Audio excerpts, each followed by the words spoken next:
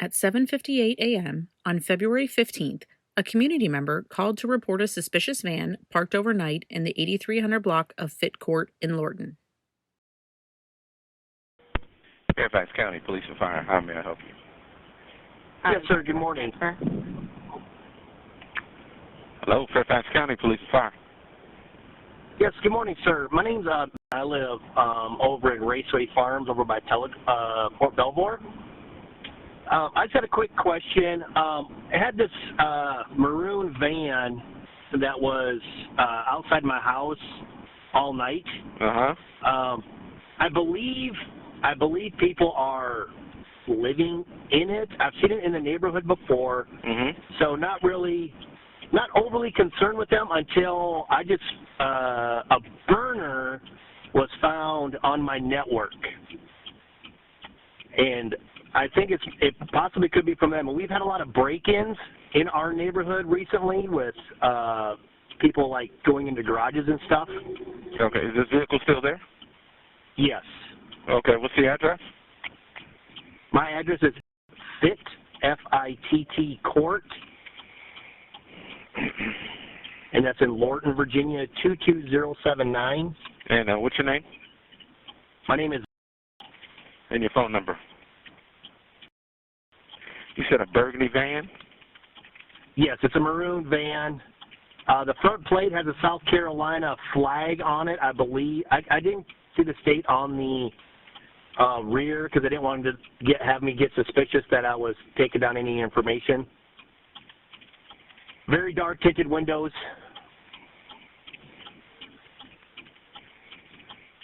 Is it idling? No. The windshield's frosted over.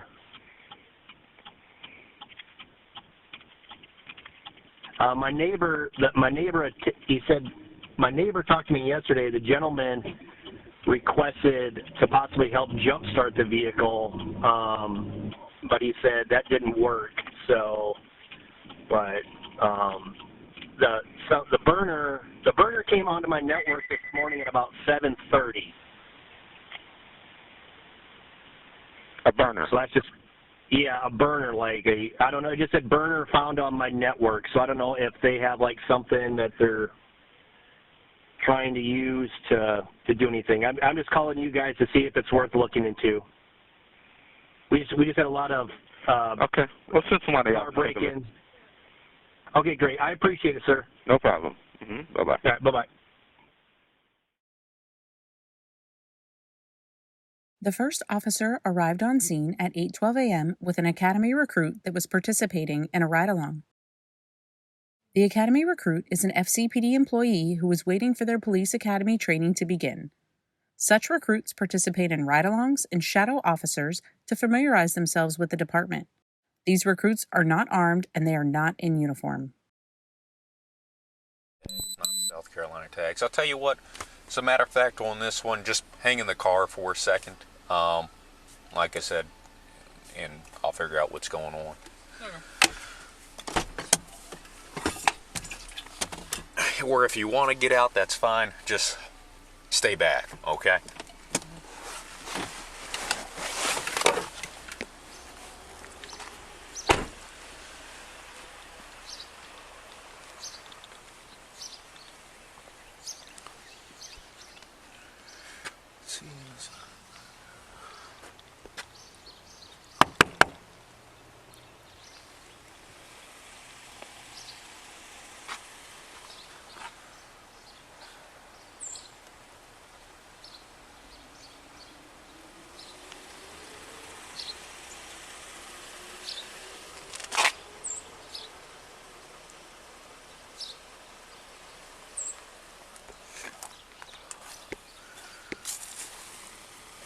In that car to save my life.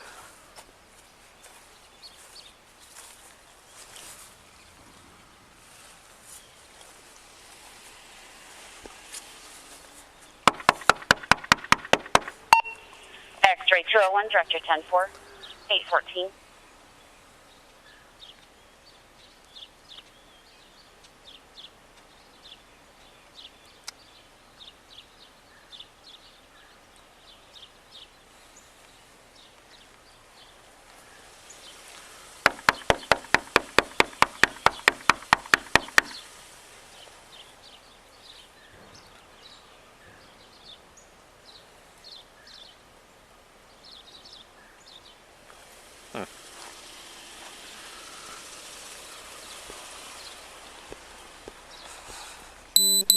Good morning.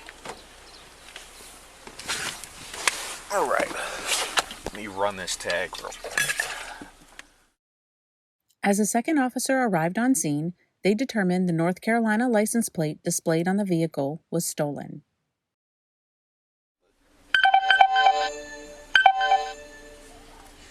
Let's see what we got back on our response here.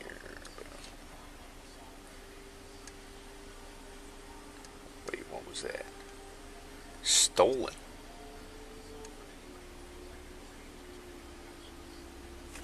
Well, this turned into something a lot different. The officers requested a tow truck and continued their investigation. In the rear cargo section of the van, a Virginia license plate was discovered.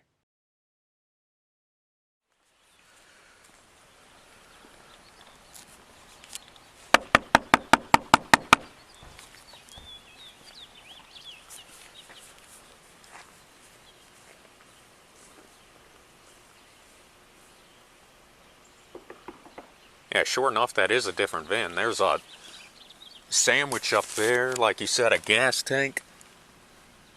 They've got blackout curtains in the back.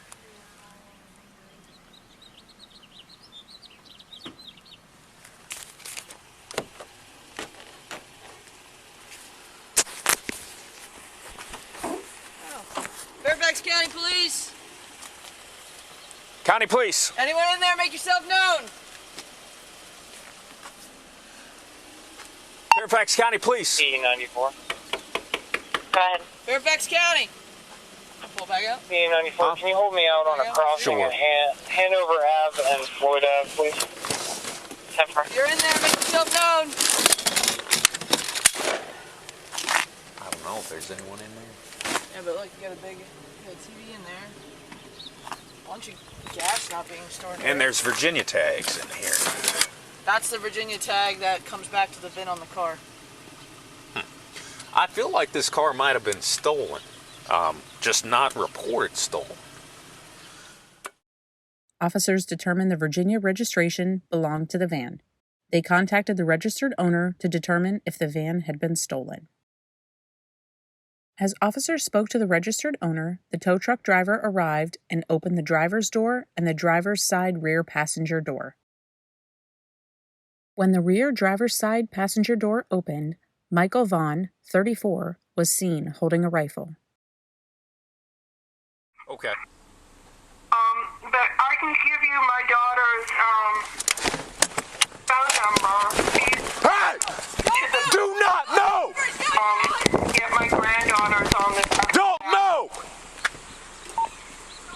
Bravo, you got a gun. 48 mile location. 10-4 cameras restricted. Bravo, 611 Bravo, what's your Bravo, what's going on? Do not move! 10-4 cameras restricted. Shots fired. 6 Bravo, you direct. Don't pick up the gun or you're gonna get it again! 6 Bravo, what's Don't pick up that gun or you're gonna get it again! Do not touch the gun or you're gonna get it again! Do not move! Do you understand? Do not move! Don't move! Do not move!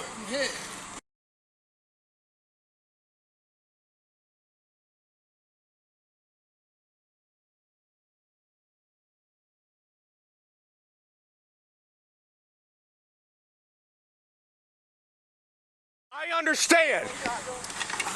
All right, let's get him away from the gun. 11 Bravo, please confirm.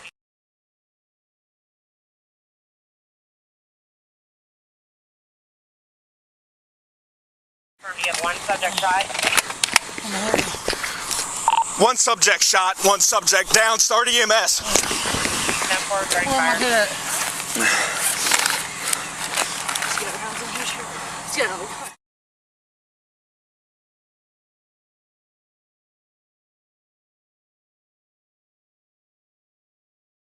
Vaughn was struck twice in the upper body. Officers rendered first aid until rescue personnel arrived on scene. Please let me die. Please let me die. Please let me die. Do you have any other weapons on you? Please let me die. Buddy, we're going to do everything we can to save your life, okay? We're going to do everything we can to save your life. I don't know. Where's it hurt? I don't know where I'm hurt. It's right here. In the head. Where am I hit? Oh, come on. No, don't stop it. Recruit, go in my car in the back. There's a let me bleed out. Please let me bleed out. Please, fuck. We're good right now. Please, Jesus, let me bleed out. Please, just tell my fucking parents I love them. Tell my mom I love them. Tell my parents I love them. Tell my mom I love them. I'm gonna check and see if he's got anywhere else. I filed multiple rounds. Oh, fucking Christ. Please, let me die. Please, please, please. He's killed for fire, gunfire. Please, let me die. Shot to his neck. Please, let me die. Please, please. Come on, bro. Do you have anywhere else, man? No, I don't fucking know. Just let me die, please. Fucking Jesus, please let me die. Open the bag up. Please, let me die. Please, let me go. No, man. Hey, keep your head stable. Let me just fucking keep your head go, stable. officer, please. Hey, man, it's okay. Please, man. Hey, brother. You don't know everything. You don't know the story. Hey, stay with me. It's all right. Please let me die. Hey, stay with me. It's okay. Hey, tell my parents I love them. Tell my family I fucking love them.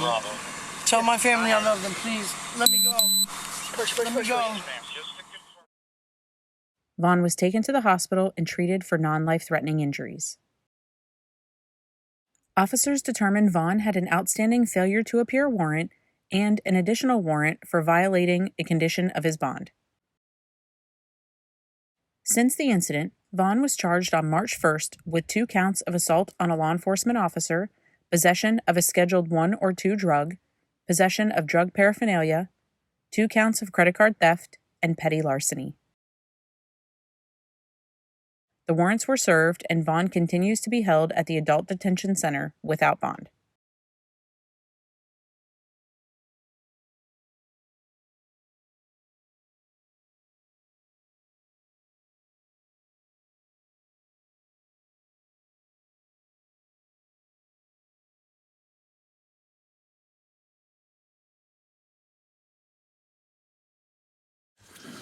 Thank you all for coming this morning.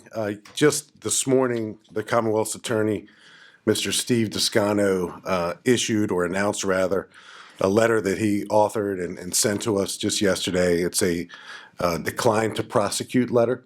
So the Commonwealth's Attorney's Office, like they do in every police-involved shooting, fatal or non-fatal, reviews the circumstances. And in fact, the Commonwealth's Attorney and or his deputies respond to these scenes as well, and they are immediately afforded access to our body camera footage like they were in this particular case, like the footage that you just saw. So we received a decline to prosecute letter from the Commonwealth's Attorney's Office. We partner with them like we always do. Michael Vaughn, 34 years old. He's currently incarcerated at the Adult Detention Center. And you saw in the video what we all saw the day of, and you saw Michael Vaughn possess and raise a short barrel pistol grip, a short barrel pistol grip rifle. He possessed it, he raised it in the direction of 2 uniformed Fairfax County police officers. They were called to the scene, as the video depicts, based on a call for a vehicle that was suspiciously parked in a neighborhood. I anticipate one of your questions was one of our questions the day of. You know, why did it take so long for us to realize 45 minutes into this that there was a person actually inside this vehicle? I think you saw on the body camera footage that the police officers tried to open the doors, but they were locked. They knocked on the windows and there was no answer.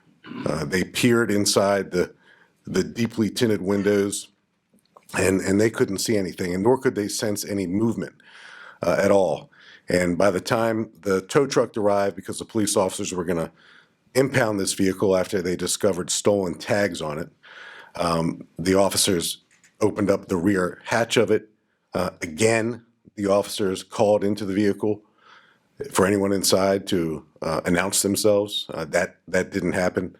And at some point in time, the rear door was opened and Michael Vaughn emerged. He had a pistol grip short barrel rifle in his possession that he raised toward our police officers. You also saw in the video that one of the police officers on the scene recovered a BB gun from Mr. Vaughn's left front jacket pocket, I believe it was. Most BB guns now have especially the pistol style BB guns have an orange tip on it. The orange tip that was on this BB gun, pistol replica, was removed. So that was recovered as well. And our police officers, like they always do, like they're trained to do and like they're required to do, immediately rendered first aid. So again, Michael Vaughn is known to the criminal justice system in Virginia. He's known to the criminal justice system in DC, and he's known to the criminal justice system in Maryland as well. To reiterate, he was wanted on failure to appear, warrants for possession of a firearm, and possession with intent to distribute and distribution of methamphetamine. And that occurred in March of 2021 when Michael Vaughn sold or attempted to sell methamphetamine to undercover Fairfax County police detectives. And a foot chase happened. And during that foot chase, Michael Vaughn discarded, he threw a firearm that was in his possession. So that was the arrest of Michael Vaughn by Fairfax County back in March. He failed to appear on those charges in a courtroom, and thus the failure to appear warrants were issued. Our police officers, both young police officers, the officer who discharged has been on for a couple years, and the other officer for under a year. They both had, and I don't recall if this was depicted in the video, I don't think it was, but I think we described it earlier. They both had recruit officers in the cars with them in a ride-along capacity. These are unarmed recruit officers who are about to enter our police academy, and we afford them ride-along opportunities so they can get acclimated to the profession. So we had two unarmed recruit officers, one riding with each police officer on the scene of this. We had a civilian tow truck driver on the scene of this. Certainly a deadly situation that could have resulted in a lot more harm than it did. And our officers perceived a deadly threat, and in accordance with their training, they responded, in my opinion, appropriately and according to our training and at least according to the Commonwealth Attorney's Office, consistent with the law. So I'll pause there and take any questions about anything that you saw or anything that you missed. Derek? Couple questions. Did he have any connection to this neighborhood? How did he end up there? Have you found that out?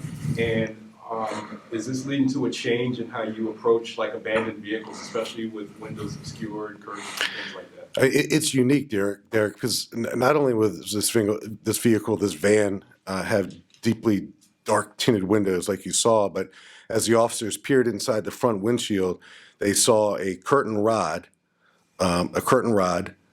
behind the front driver's seat and front passenger seat with a black curtain. So they saw the curtain rod. They couldn't see into that vehicle. This is one of those scenarios that we're going to be using for years, I imagine, in our police academies to train our police officers that the moment you think you're dealing with a vehicle that's unoccupied, it may not be unoccupied.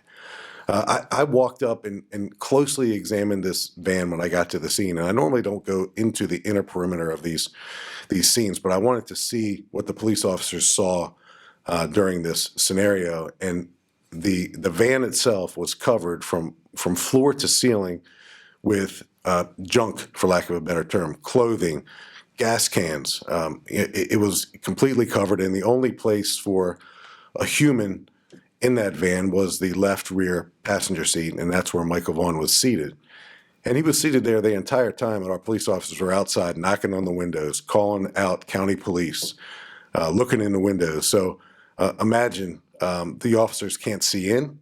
There's an armed person inside, and just by the grace of God, Michael Vaughn did not decide to discharge his pistol grip short-barreled rifle at our police officers, at the recruit officers, and at the tow truck drivers from inside that van, because they never would have seen it coming. So we're certainly going to use it, Derek, as a training video, and we're going to make sure that police officers know that until they actually see the inside of a vehicle like that, there's always a possibility that someone is still inside. And was he connected to the neighborhood at all? No, I'm sorry. So I think the 911 caller, and I might be wrong on this, but it indicated either on the 911 call itself or afterwards in a subsequent interview that the vehicle had been seen in the neighborhood, but I'm not aware of any particular connection that either Michael Vaughn had with the neighborhood or the van had with the neighborhood. The van ended up being stolen as well. They were actually the tags on the van were stolen. The van was connected to Michael Vaughn through a relative. in the area, local in that area at all? Do you know? In Fairfax County, and I guess in the greater Lorton community, but the van had no particular place in that neighborhood. Thank you. And we had some civilian witnesses as well, Derek, that were paying attention to this entire scene, and they proved to be very beneficial independent witnesses that we interviewed, and the Commonwealth's Attorney's Office examined their statements as well. How many calls total were made about the suspicious vehicle? Was it just that one? Sierra, I only know of one, but as I look to my left, I'm getting head nods. Yes, one. And was he homeless? I don't know. He certainly was living in that van on and off, at least for some time. It seems like all of his worldly possessions were inside that van with him, to include gasoline, large gasoline containers. So I don't know how long he had been staying in that van, or whether it was something he did consistently or occasionally, but certainly he was. As I looked in the van, I could tell that someone had been staying in there for quite some time. Gotcha. So at this time, you don't know if he had a residence? I think he has a residence of record in Fairfax County, but I don't know where he spent the previous nights. And is he dealing with any mental health issues? Do you know? You know, as you watch the video and you hear the statements that Michael Vaughn made to the police officers, as you see the pistol grip short-barreled rifle on the ground, as you see our police officer recovering the BB gun, the replica firearm from his pocket, he's making statements that certainly indicate to me that he's going through some type of crisis. And he was making statements to the officers not to render treatment, not to render aid. And of course we did, because that's what we're trained to do, and we're obligated to do it. But he certainly made some statements that give me pause, that he's going through some very challenging circumstances in his life. I don't know of any mental history to speak of. I know of his criminal history. I know he was wanted. I know he was wanted on serious charges, to include the possession of a firearm, which is always very dangerous. And I'm certainly pray for his recovery, whether it's a physical recovery or a crisis recovery. But certainly something was going on in his life. It's not normal to live in a van. Do you know if he's going through rehabilitation right now? I know he's behind bars. No, I don't know. He's currently a resident of Fairfax County Adult Detention Center. I know our adult detention center certainly has programs. I don't know to the extent that he's taking advantage of them or not in his pretrial capacity. So I don't know. And is that his gun registered to him? So that's the short-barreled. It's a carbine-style rifle. I don't know that that gun comes back to him. I'll follow up immediately after my remarks and get you that answer. Did that gun have live rounds in it? Yes, the gun had a magazine loaded into it, and there were 2 additional magazines. Forgive me as I turn my head. As you see the stock, there are 2 places on the short-barreled pistol grip rifle where you can attach additional magazines, and the rifle itself, when we recovered it from Michael Vaughn, it had 2 additional magazines with 9mm ammunition attached to the rifle. So there were many rounds that were available for Michael Vaughn to take advantage of if he decided to get involved in a shootout with the police. Yes, sir. So it's essentially a PCC, a pistol carbine, a pistol caliber carbine, essentially. Yeah, it's a carbine because it's a short barrel, it's a pistol grip, and it shoots 9mm ammunition. A bunch of different ways to describe it. I think it's safe to say it's a deadly firearm, and we're glad that no lives were lost on this particular day. Certainly a dangerous, scary scenario for police officers, for the residential community. It's right in the middle of a residential community for those of you all who came to the scene, and there's people in and out of their houses, especially that time of year. So we're very fortunate that no lives were lost on this day. Where was the tow truck driver in all of this? Because I know, did they say he got into the car? The tow truck driver was trying to help us access the interior of the car before he impounded it, but the tow truck driver's location, I think I can say, was closest to the witness on-scene police officer. The police officer who recovered the the BB gun from his pocket. The tow truck driver was closest to her, and she, in fact, ensured that he was moved out of harm's way during this discharge of firearms. And then just to be clear, the tag was stolen and the vehicle. The tag was stolen from North Carolina. The vehicle was registered to a person 1 or 2 degrees of separation away from Michael Vaughn. So the police officer who discharged his firearm was actually on the telephone speaking to Michael Vaughn's family member when the door opened and Michael Vaughn emerged in possession of the firearm and raising it toward police officers. So he was sorting all that out. But, it goes, I'm sure instructors in any police academy will say that, this seems like a routine matter to impound a vehicle that is apparently abandoned. And there's an assumption based on everything that had gone on that it's likely unoccupied. It wasn't unoccupied. And not only was it not unoccupied, but the person inside who refused to reveal himself was in possession of a deadly firearm. So, unique situation. Our police officers acting consistent with their training, consistent with the law. Anytime we have to discharge a firearm in pursuit of our duties and responsibilities, I always take it very seriously to personally respond to those scenes. And the existence of body cameras now gives me the opportunity to view on scene. And it's not in totality. I don't get the full picture by looking at body camera footage. I don't get witness statements. I don't get things of that nature. But it gives me enough information to make a statement to the community from the scene, because the community knows that the thing law enforcement does across the country that garners the most attention is the use of deadly force. So when we use deadly force, I and we take that very seriously. And as soon as I can speak to matters that are factual, I'm going to do so. And then as soon as we can follow up, and again, it's our policy and our promise to the community to do this in 30 days, the release of body camera footage in its entirety. And I think you all have access to even greater footage than what we just showed here. But it's where law enforcement is in 2022, and we're glad to lead the way. Thanks, Jim. Yes, sir. It seemed from the outside looking in, it almost looked like it was like a suicide by cop based on what he was saying, like I don't want aid or anything like that, just let me die. Is that kind of the impression you got? Like I know it all happened so fast, but yeah, I'm not sure what was going through Michael Vaughn's mind when he possessed that firearm and raised it toward uniformed cops. I mean, that's not normal. I heard the same things that you all heard while the police officers were rendering aid. Their comments,